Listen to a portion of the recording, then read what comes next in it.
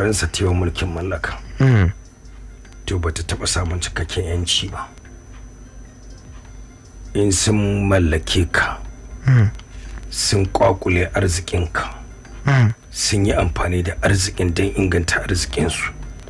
Ranar da aka ce an baka yanci to yanci ne wanda yake daidai da tamkar kyautar girka a baka da hannun dama a karbe da hannun hagu. a karbe da hannun hagu. To saboda ba sa janye hannayensu akan abu uku ko da sun baka yanci. Ba sa janye hannunsu akan tantance makomar tattalin arzikinka. Ba sa janye hannunsu akan alƙiblar salon suwa ne shugabanninku. Ba sa janye hannunsu akan abin da ya shafi zamantakewar ku kanku da kanku. Nijar ta fuskanci ɗaya daga cikin irin waɗannan matsaloli. Kasa lokacin da Jawar Hamani yana gwamnati shine shugaba na farko lokacin da Nijar ta samu yanci. Kasan Nijar ta samu yanci 3 ga watan Agusta shekara ta 1960. Su riga mu yanci da 'yan watanni. Kwarai da gaske. Ina jin wata 3 ne. Wata 2. So kaga mu mun samu a 1 ga watan Oktoba shekara ta 1960. Mai shugabannin Faransa suka ga Jawar Hamani suka ce Nijar yau ta shiga sahun kasashe wanda Faransa ta rena da zanin goyo. Yau mun cire zanen goyon mun ba ku yancin kanku, amma ku tuna muna da iko akan abubuwa guda 3 waɗannan na tsana. In kun yadda ku raka mu a doron ɗabi'ar mu da manufofin mu to rakiya za ta yi tsayi. In kun yadda ku sauka daga layin biyayya ga mu shugabannin fannin mulki ta LAC to ba za ku kai labari ba. To ba. Joriya yadda ya dawo gida aka ci gaba da harkoki na mulki da gwamnati. Kaɗan ba a daɗe ba a shekara ta 1967 Najeriya ta faɗa yakin basasa wanda ake cewa Civil War. Gwamnatin Jori ta goyi da bayan bangaren gwamnatin Najeriya akan sai an murƙushe waɗannan rebels na su domin gobe. To wannan abun ba karamar ɓatawa mahukuntan Faransa yake ba, saboda mahukuntan Faransa a lokacin su kuma suna goyon bayan bangaren 'yan tawaye lalle sai an raba Najeriya.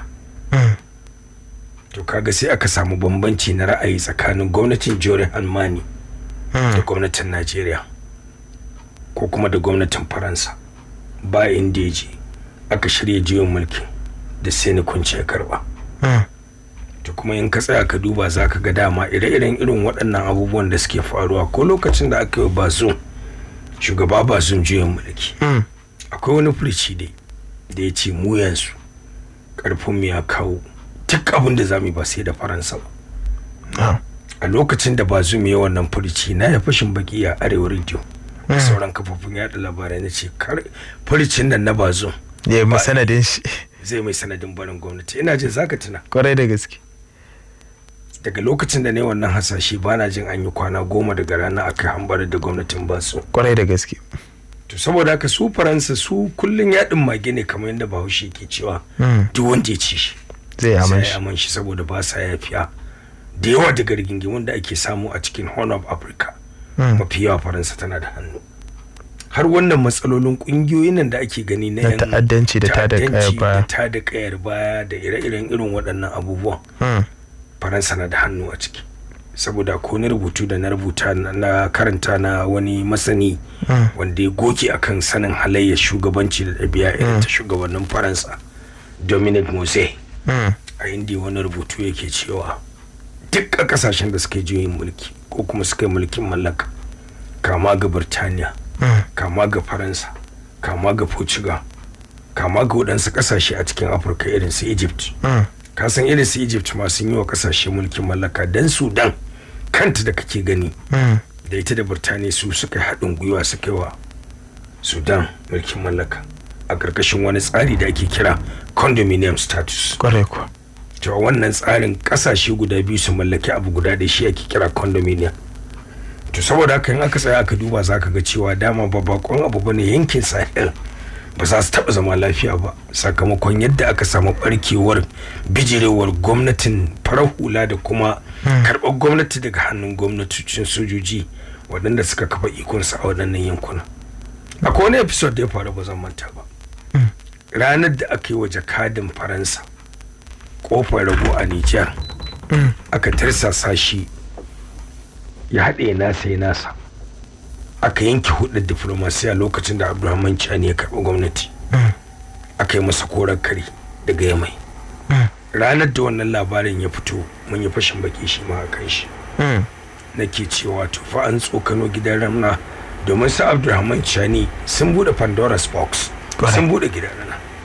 Sai nake cewa daga lokacin da aka ce an yi wa jakadan Faransa kofar rago, daga ranar Nijar ta daina samun zaman lafiya da kwanciyar hankali. Kuma duk inda aka ce an samu wannan sauyin na gwamnati, tunda su waɗanda suke mulki idan kaga sun daɗe akan karagar mulki, in dai ƙasa ne nan Faransa ce, to da goyon bayan Faransa ake. Kwarai kuwa. Saboda ɗauki misalin Paul Biya a Kamaru, koran nan mun yi magana shi. Shekaru nawa ya akan mulki Fadil? Wajen 44 ka cewa. Wajen 44. Tun daga shekara ta 1982. Shugaba mai dogon zamani. Shugaba mai dogon zamani, sai dai yanzu kuma ya rasa tunaninsa. Kwarai da gaske. Saboda ka san yanzu shi cutar mantaucewa take damunsa. Mantuwa ba? Dementia ita ce take damunsa. Ya daɗe akan karagar mulki, kuma dama na faɗa ko shekara 93. ko zaben da aka yi na kwanakin baya a Kamaru na Jeka Nayika, na faɗa a cikin shirin mu tattauna, na ce duk wannan kai ruwa ranar da ake da shekarun da shi Paul Biya ya ɗauka, shekaru 44 yana kan karagar mulki, na ce ta Paul Biya ɗin zai koma. Waɗansu suka same ni a cikin abokai da masu sha'awar mu tattauna, suka ce to baba ai kaga condition ɗin da Paul Biya yake ciki, anya. Na ce ba wani anya, Paul Biya shi ne ai saboda sanin hali ne yasa muka kalli alƙalman da mahukuntan Faransa suke duba su dai matukar idan suna da goyon baya, ko kuma idan shugaba a ƙasa wadda ita Faransan tare na matukar bai sauka daga layin biyayya, ba ruwansu da daɗewarsa, ba ruwan shi da halin da yake ciki, ba ruwan shi da wani rashin iya mulkinsa, ba ruwansa da zaluncin da yake wa al'ummarsa, inda ya bukatarsa za ta biya, ya ci gaba da yana dama. To kaga abubuwa ne da yawa da history yake nuna mana, shi yasa na ce tarihi alkali ne, babban alkali ne adali. Kwarai. Na tuna abin da ya faru a shekarun 1980 Fadila aka yi da Thomas Sankara. Thomas Sankara ya fito da jajayen sawunsa, yana ganin a saman duniya yake, ya yi maganganu da yawa, yake cewa matashi ya zo, yaro dan bana bakwai da zai koya Amerika da Faransa da Birtaniya hankali. Subhanallah. Ce babu wata ƙasa a duniya da za ta iya juya mana alƙibla akan abin da muka dosa. Shi ma na yi hasashe, nake cewa Thomas Sankara babu inda zai ji. Ya yi sabil da baka. A lokacin ba a rediyo ne ba, a jarida ne. Kwarai. A inda nake cewa shi ma lissafa kwanakin sai ke akan mulki, kuma sai da aka zo aka yi masa kisan gilla, wanda aka yi amfani da comrades, abokan tafiyarsa irin su Blaise Compaoré, aka yi amfani da wannan dabarar aka hambarar da shi daga kankara ga mulki. Saboda haka yankin Sahel ba zai taɓa zama lafiya ba. Su kuma kasashe yankin Faransa, renan Faransa takaici ne yasa suke sauya gwamnatocinsu, saboda shugabannin ba alƙibla ci gaba suke ɗora su ba. Dai dama kamar yadda masana suka yi ijima'i, mutukar aka ce dama shugaba baya da ajenda, baya da manufa, baya da tsari, baya da alƙibla, sai wadda iyayen gidan kasar waɗanda suka reni kasar suka yi musu mulkin mallaka suka ce ga hanyar da zamu bi, al'ummar kasar ba za su amfana daga arzikin kasar ba. Gaskiya. Saboda duk hudubar da za a yi musu huduba ce wadda za ta cutar da su. Shakka babu. Saboda haka in aka tsaya aka duba sa a ga ire-iren irin waɗannan abubuwan da ake faɗa, yankin Sahel zai daɗe a cikin wannan matsala. Kuma mulkin ECOWAS da kake faɗa, wai shin wane ne ma ECOWAS din? Da yawa fa daga cikin member state na ECOWAS matalauta ne. Ba za su iya kwarai da gaske, yawansu ba za su iya tsayawa kan kafarsu ba, waɗansu kuma ba su da girman tattalin arzikin ƙasar da za su iya kawo wani sauyi a cikin ECOWAS ɗin, dan idan baka da abun bayarwa baka da abun magana. Yanzu ga baki ɗaya idan ka dubi ECOWAS ɗin nan, kashi 70 na contribution da ake bayarwa na gudunmawar rike ta wannan kungiya da kasusun gwamnatin Najeriya ke fitowa. Shi yasa kake ganin Najeriya ta zama prominent, kullum ake maganar ta, ake ganin ita ce ECOWAS din. Ai kamar United Nations ne da Amurka. Kwarai kuwa.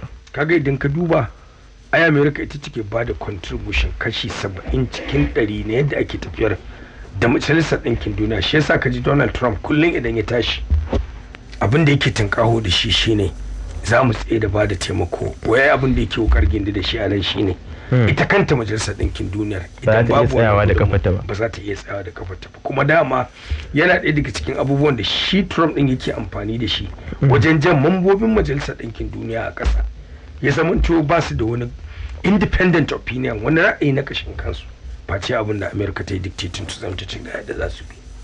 To kaga irin waɗannan abubuwa ne dama tunda hakan aka taso, su kasashen da suke ganin bai kamata a ce an ci gaba da mulkar su ba, suka ga ya kamata su yi bara'a su daina bi. Su kuma kasashen da suke ganin wai a tsari irin na al'ada daina bin sun ba karamin laifi ba ne, saboda haka duk wata kutungula da duk wata hanya da za a bullo, duk wani tsari da za a bi su ma a cutar da su, abin da ne da Bahaushe ke cewa duk dan da ya hana uwarsa bacci shi ma ba zai rantsa ba. To baba, kafin mu je yankin gabas ta tsakiyar nan, ina so mu, ko da yake duk yankin ne dai baba, kafin mu je Iran da Isra'ila zirin Hormuz, mu fara da a Syria. Na ga wani hukunci da kotu ta yi a can Syria, batu ake na